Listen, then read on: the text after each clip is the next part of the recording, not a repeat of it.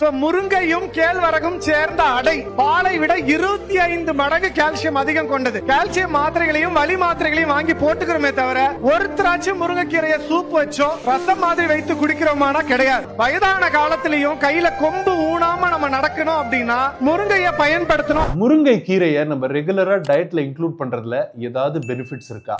இன்ஸ்டாகிராம்ல வர நியூட்ரிஷன் ரீல்ஸோட துல்லியமான மதிப்பீடு உங்களுக்கு வேணும்னா ஃபாலோ தட்டிக்கோங்க. நம்ம முருங்கைக்காயோட இலை 100 கிராம் எடுக்கிறோம்னா அதுல 450 மில்லிகிராம் கால்சியம் இருக்குங்க. அதே நம்ம பால் 100 மில்லிகிராம் எடுத்தா 120 ml இருக்கு. நம்ம முருங்கைக்காய் இலைய நல்லா ட்ரை பண்ணிட்டு அதை ஒரு சப்ளிமெண்ட் ஃபார்ம் பவுடர் ஆக்குனா அந்த பவுடர் 100 கிராம் நம்ம எடுத்தா அப்போ 100 ml பாலை விட அது 16 மடங்கு அதிகங்க. அது மட்டும் நம்ம கிளாரிஃபை பண்ணிக்கலாம். ரெண்டாவது, முருங்கைக்காய் இலையில புரோட்டீன் கண்டென்ட் நீங்க எடுத்தீங்கன்னா இருக்க பச்சை காய்கறிகள்லயே எல்லாத்தை விட அதிகம். 100 கிராம் பச்சை இலையில 8 கிராம் புரோட்டீன் இருக்கு. அதே நம்ம 100 கிராம் ட்ரை பண்ண இலை எடுத்தோம்னா 20 இருந்து 25 கிராம் புரோட்டீன். ஆனா நீங்க 100 கிராம் இலைக்கு மேல நீங்க சாப்பிட்டீங்கனாலோ இல்லனா 15 கிராம் அதை ட்ரை பண்ற பவுடர் நீங்க சாப்பிட்டீங்கனாலோ உங்க வயிறு அப்செட் ஆகலாம்னு ரிசர்ச்ல போட்டிருக்குது. நானும் நிறைய பேஷண்ட்ஸ்ல பார்த்திருக்கேன். இதை தவிர இந்த அமௌண்ட்டுக்கு மேல நீங்க எடுக்கும் போது நீங்க பிபிக்கோ சர்க்கரைக்கோ இல்ல தைராய்டுக்கோ மாத்திரை எடுத்தீங்கன்னா அந்த மாத்திரைங்க வேலை செய்யறதை அஃபெக்ட் பண்ணலாம். அதனால முருங்கைக்காய் பவுடரோ இல்ல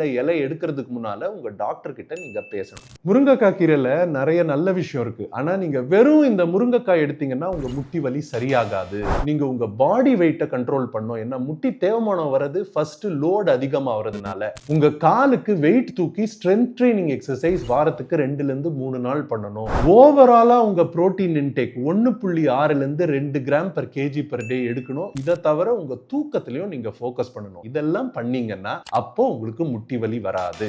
ஏதோ ஒரு சாப்பாட்டு பொருள் அதுல எவ்வளவுதான் நல்ல தன்மைகள் இருந்தாலும் அது உங்களோட நோயை கம்ப்ளீட்டா சரியாக்காது. அதை மட்டும் புரிஞ்சுக்கோங்க. ஓவரால் லைஃப் ஸ்டைல் தான் ரொம்ப முக்கியம். நீங்க உங்க டயட்ல முருங்கைக்காய் இலையை யூஸ் பண்றீங்களா இல்லையா கீழே கமெண்ட்ஸ்ல போடுங்க. யூஸ் பண்றீங்கன்னா எவ்வளவு யூஸ் பண்றீங்க அதுவும் எனக்கு தெரிஞ்சுக்கணும்.